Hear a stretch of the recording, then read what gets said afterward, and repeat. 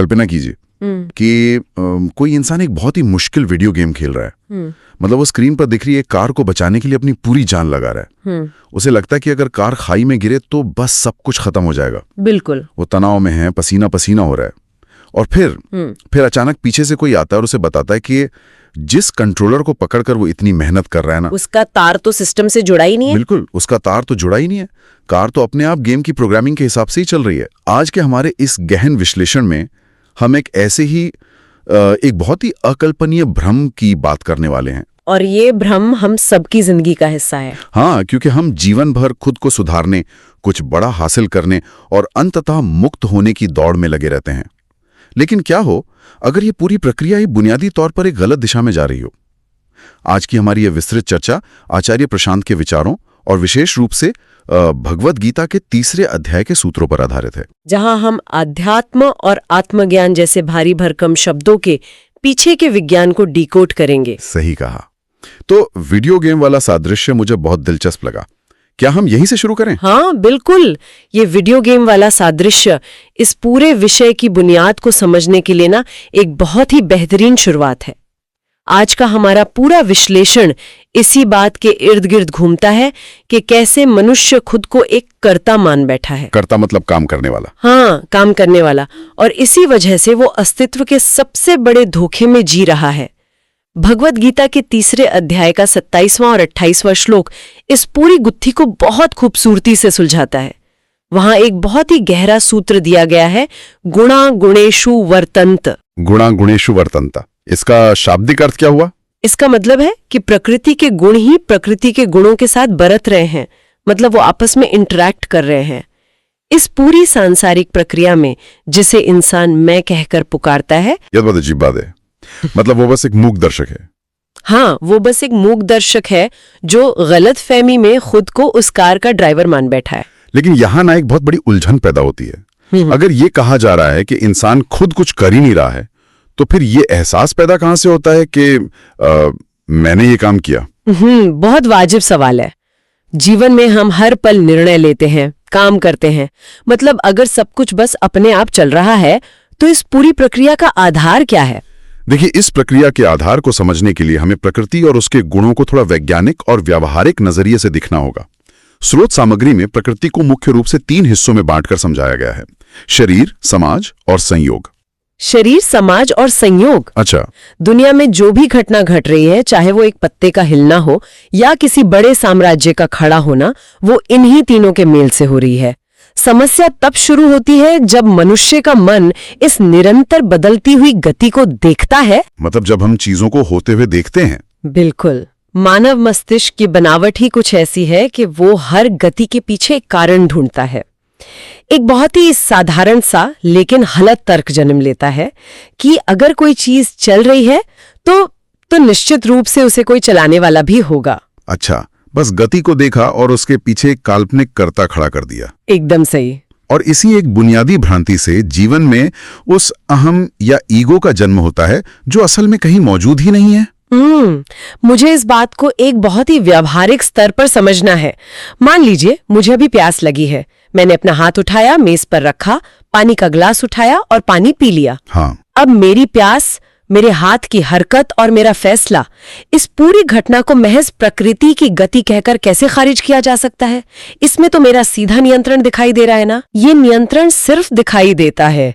इस पूरी घटना का अगर हम बारीकी से विच्छेदन करें तो तस्वीर बिल्कुल बदल जाएगी। जिस मैंने पानी पीने का दावा किया है, वो असल में पूरी घटना घटित होने के बाद चिपकाया गया एक झूठा लेबल है। एक झूठा लेबल? वो कैसे? आप ही सोचिए, प्यास लगना क्या है? ये शरीर के भीतर पानी की कमी होने पर मस्तिष्क को मिलने वाला एक जैविक संकेत है। बायोलॉजी है ये। शरीर मांग कर रहा है। हाँ, यह विशुद्ध रूप से शरीर की प्रकृति है। इसके बाद हाथ का उठना, ग्लास को पकड़ना, ये तंत्रिका तंत्र यानी आपके नर्वस सिस्टम और मांसपेशियों की एक पूरी तरह से यंत्रवत ऑटोमेटिक प्रक्रिया है। ओके। और ग्लास में रखा पानी खुद प्रकृति का एक हिस्सा है। ये सब प्रकृति के गुण हैं जो एक दूसरे की जरूरत पूरी कर रहे हैं। गुणा गुणेषु वर्तन्तम। प्यास ने पानी को खींचा और नसों ने काम किया। और मैं कहाँ है इसमें? मैं कहीं नहीं है। लेकिन जैसे ही ये प्राकृतिक प्रक्रिया पूरी होती है, इंसान का मन 1 सेकंड के 1000वें हिस्से में सामने आता है और उस पूरी घटना पर अपना ठप्पा लगा देता है कि ये फैसला मेरा था, ये पानी मैंने पिया। बाप रे, मतलब काम पहले हो जाता है और हम बाद में आकर क्रेडिट ले लेते हैं। बिल्कुल।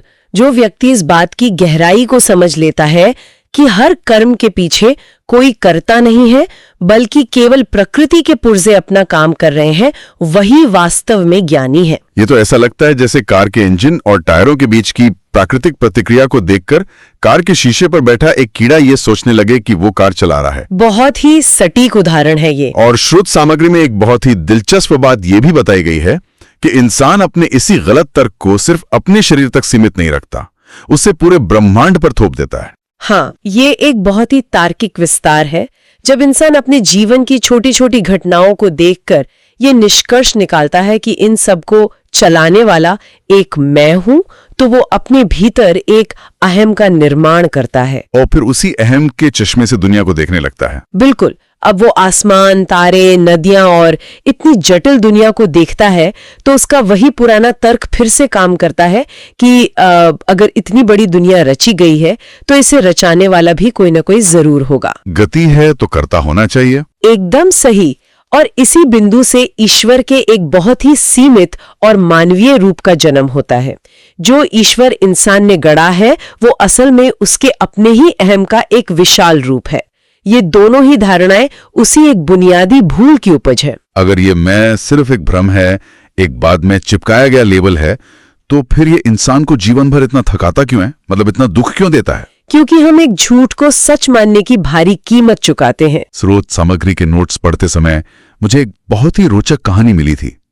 वो शायद एक मरते हुए पिता और उसके बेटे की कहानी थी, जो इस भ्रम से होने वाले दर्द को बहुत सटीक तरीके से समझाती है। हाँ, वो कहानी इस पूरे दर्शन का एक बहुत ही मार्मिक और शक्तिशाली उदाहरण है।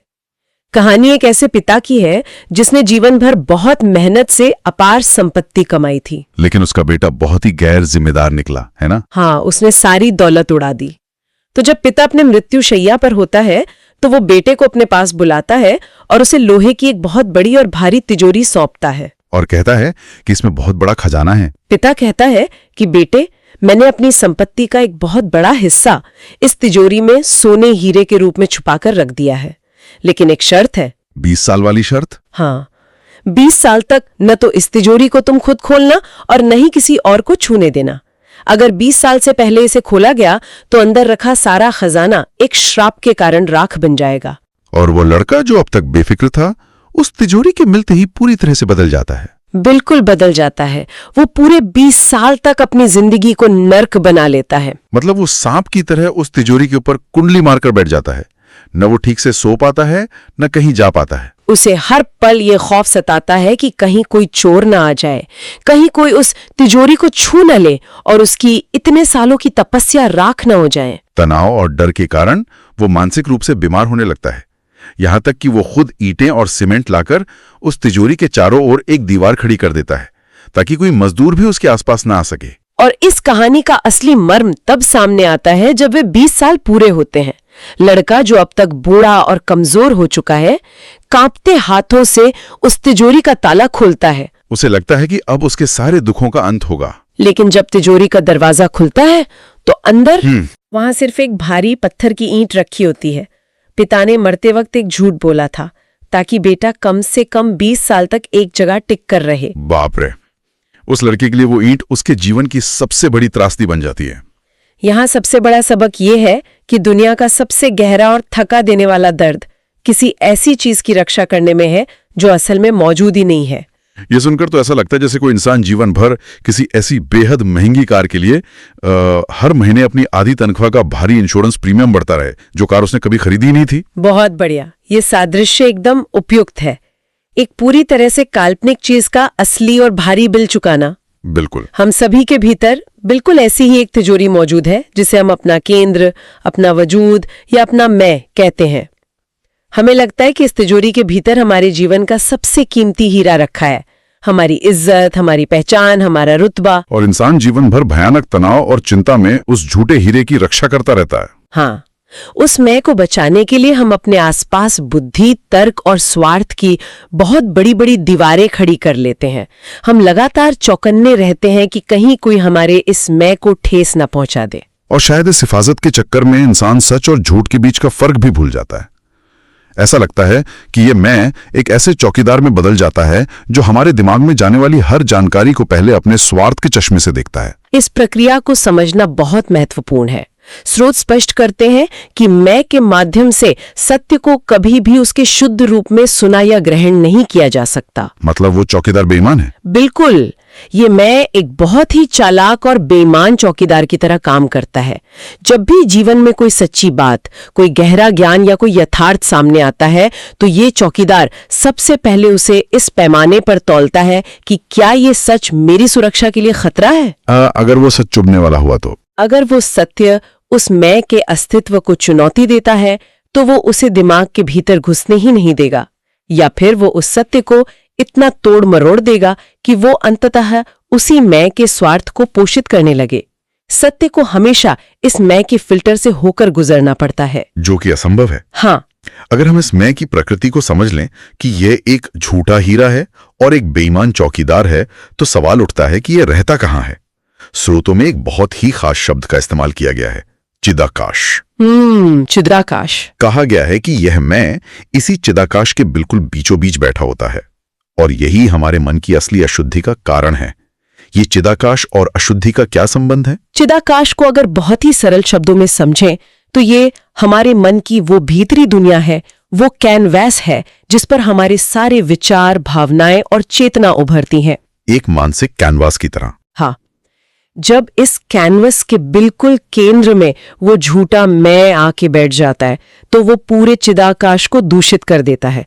अब यहाँ ये समझना जरूरी है कि अशुद्धि का असली मतलब क्या है। समाज तो अशुद्धि को अक्सर नैतिकता से जोड़ता है। बिल्कुल।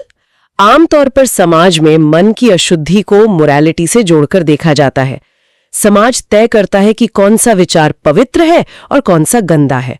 अगर कोई विचार परंपरा के खिलाफ है तो उसे अशुद्ध मान लिया जाता है। लेकिन स्रोत सामग्री में तो अशुद्धि की एक बिल्कुल अलग वैज्ञानिक और कहीं अधिक गहरी परिभाषा दी गई है। हाँ। मुझे याद आ रहा है, स्रोत में इसके लिए गन्ने के रस और चाय का एक बहुत ही शानदार उदाहरण दिया गया था। वो उदाहरण बहुत सटीक है। अगर कोई गन्ने के रस के एक गिलास में थोड़ा सा नमक मिला दे तो स्वाद भले ही बदल जाए, लेकिन कोई उसे अशुद्ध या जहरीला नहीं कहेगा। ठीक कहा। उसे अशुद्ध इसलिए नहीं कहा जाएगा क्योंकि वो नमक पीने वाले के लिए जानलेवा या हानिकारक नहीं है। लेकिन अगर कोई चाय के एक प्याले में सिर्फ एक बूंद असली जहर मिला दे तो वो चाय पूरी तरह से अशुद्ध हो जाएगी। यहाँ अशुद्धि की कसौटी ये नहीं है कि समाज क्या कहता है। तो फिर असली पैमाना क्या है? अशुद्धि का सीधा सा पैमाना ये है कि वो चीज उस व्यक्ति के लिए ही कितनी घातक है। क्रोध, मोह, लालच, अत्यधिक कामवासना, ये सब इसलिए अशुद्ध नहीं है क्योंकि किसी पुरानी धार्मिक किताब ने ऐसा कहा है। वो अशुद्ध है क्योंकि वो हमारा ही नुकसान कर रहे हैं। बिल्कुल। ये इसलिए अशुद्ध हैं क्योंकि ये ऐसे विचार है जो इंसान को अंदर ही अंदर खोखला कर देते हैं, उसे खा जाते हैं।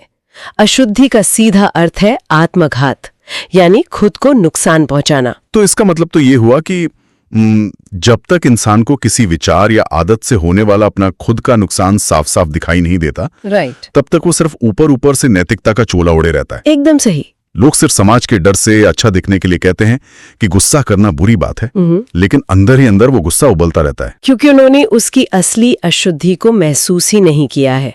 ये मानव मनोविज्ञान का एक बहुत बड़ा सच है।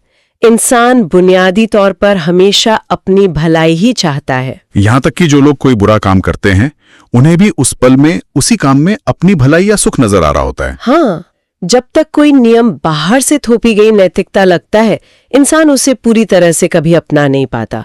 लेकिन जब बोध यानी रियलाइजेशन की घटना घटती है, तब सब कुछ बदल जाता है। बोध का अर्थ है जब इंसान को एकदम साफ साफ दिख जाता है कि मन के केंद्र में बैठा ये मैं और इससे जुड़े सारे विचार असल में उसी के लिए जहर का काम कर रहे हैं। और जिस पल ये आत्मघात दिखाई दे जाता है, इंसान को उन अशुद्धियों को छोड़ने के लिए कोई प्रयास नहीं करना पड़ता। जैसे हाथ में रखा दहकता हुआ कोयला इंसान उसे तुरंत फेंक देता है। बिल्कुल वैसे ही अशुद्धियां अपने आप गिर जाती हैं। अगर ये मैं इतना बड़ा जहर है, इतना हानिकारक है, तो ये इंसान के भीतर पनपता कैसे है?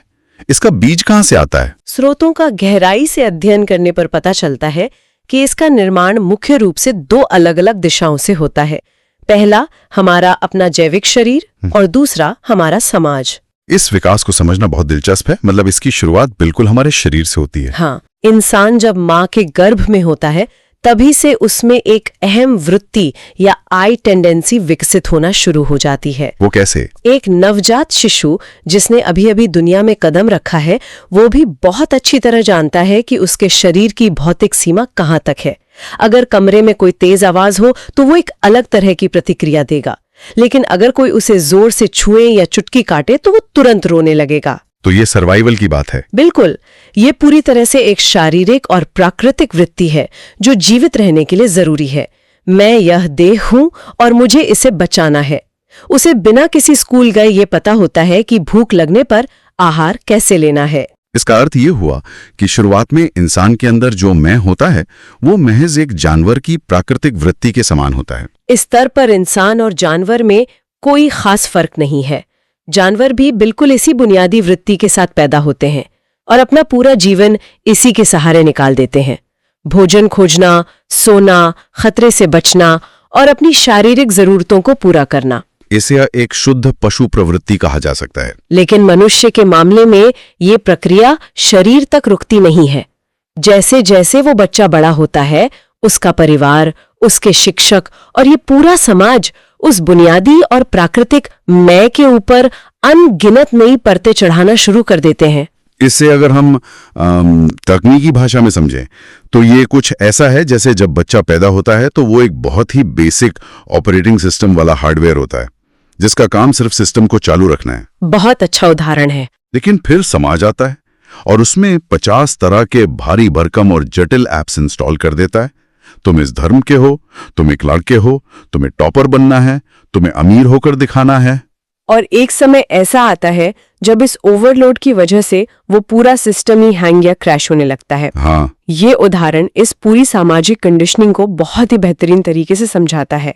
और यहीं पर आकर मनुष्य और जानवर की राहें बिल्कुल अलग हो जाती हैं। मतलब जानवर में वो भारी भरकम एप्स नहीं होते? नहीं, एक प्राकृतिक जानवर को अपने उस मैं या देह भाव से कभी कोई मानसिक पीड़ा नहीं होती।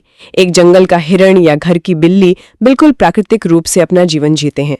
उनके मन में कोई डिप्रेशन या भविष्य की चिंता नहीं होती, क्योंकि उन्हें मुक्ति जैसी किसी अमूर्त चीज की कोई आवश्यकता ही नहीं होती। बिल्कुल। लेकिन इंसान इस थोपे गए मैं के साथ जीवन भर घुटता रहता है।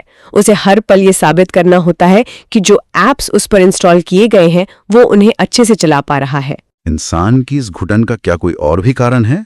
एक बहुत ही विशेष कारण है। स्रोतों में इस बात पर जोर दिया गया है कि जानवरों और मनुष्यों के बीच केवल दो बड़े और मूलभूत अंतर हैं। पहला, मनुष्य के पास एक अत्यधिक विकसित बुद्धि है जो लगातार सवाल करती है। और दूसरा और सबसे अहम अंतर ये है कि मनुष्य के भीतर बहुत गहरे में अवचेतन स्तर पर पूर्ण मुक्ति की एक सोई हुई आकांक्षा होती है।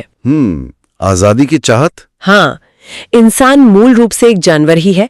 उसके शरीर की जरूरतें जानवरों जैसी ही हैं, लेकिन उसकी चेतना एक असीम आजादी की मांग करती है और यही विरोधाभास उसके सारे दुखों की जड़ बन जाता है। वो मुक्त होना चाहता है, लेकिन वो उस भारी भरकम मैं के बोझ के नीचे दबा रहता है जिसे समाज ने एक विशाल पहाड़ बना दिया है। बिल्कुल। अब हम इस चर्चा के सबसे महत्वपूर्ण और अंतिम पड़ाव पर पहुंचते हैं। हमने इस मैं की प्रकृति को समझा, इसके झूठे अस्तित्व को देखा और ये जाना कि समाज इसे कैसे इतना बड़ा बना देता है। तो फिर इस पूरी उलझन का समाधान क्या है? समाधान बोध में है। जिसे हम आत्मज्ञान या मुक्ति कहते हैं, वो असल में है क्या? क्या इसका मतलब इस मैं को कुछ नया ज्ञान देना या उसे सुधारना है? इस पूरी चर्चा का सबसे बड़ा निष्कर्ष यही है कि आत्मज्ञान का मतलब किसी नई चीज को जानना या कोई नई जानकारी इकट्ठा करना नहीं है। आत्मज्ञान का सीधा सा अर्थ है उस जानने वाले को ही समाप्त कर देना। जानने वाले को ही समाप्त कर देना। हाँ, इस बात को स्रोत सामग्री में एक बहुत ही अद्भुत और प्रसिद्ध चूहेदानी के उदाहरण से स्पष्ट किया गया है। अरे हाँ, चूहेदानी वाला वो उदाहरण वाकई में बहुत आगे खोलने वाला है। होता यह है कि लोग एक कमरे में बैठे हैं और अचानक कोने में रखी एक चूहेदानी से खट की आवाज आती है। लोग तुरंत घबरा जाते हैं और चिल्लाने लगते हैं कि अरे बाप रे, चूहा फंस गया, अब इसे बाहर कैसे निकालें, कोई इसे आजाद करने का उपाय ढूंढो। वे उस फंसे हुए चूहे को बचाने के लिए तरह तरह के तरीके आजमाने लगते हैं। लेकिन फिर एक सच्चा ज्ञानी जिसकी दृष्टि स्पष्ट है वो कमरे में आता है। वो कहता है कि शांति से जाकर उस चूहेदानी के करीब देखो।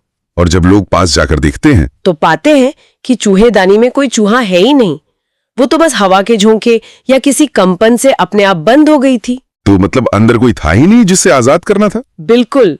यहाँ असली आजादी या मुक्ति इस बात में नहीं है कि तुम कोई बहुत बड़ा प्रयास करके उस चूहे को बाहर निकालो। मुक्ति केवल इस बात को गहराई से देख लेने में है कि तुम कभी उस चूहेदानी का हिस्सा थे ही नहीं। जो आवाज आई वो बस चूहेदानी की अपनी गति थी। हाँ, वो चूहेदानी जो कि असल में ये प्रकृति है, उसकी अपनी एक यंत्रवत गति है। उसके पुर्जे आपस में टकरा रहे हैं और खटखट की आवाज कर रहे हैं। अज्ञानी मनुष्य प्रकृति की उस ध्वनि और गति को देखकर ये झूठा निष्कर्ष निकाल लेता है कि उसके अंदर कोई मैं रूपी चूहा फंसा हुआ है और तड़प रहा है। तो अगर हम भगवत गीता के उस तीसरे अध्याय के 28वें श्लोक का पूरा सार बहुत ही सरल शब्दों में समेटे तो वो यही है कि इस दुनिया के किसी भी कर्म के पीछे कोई कर्ता मौजूद है ही नहीं।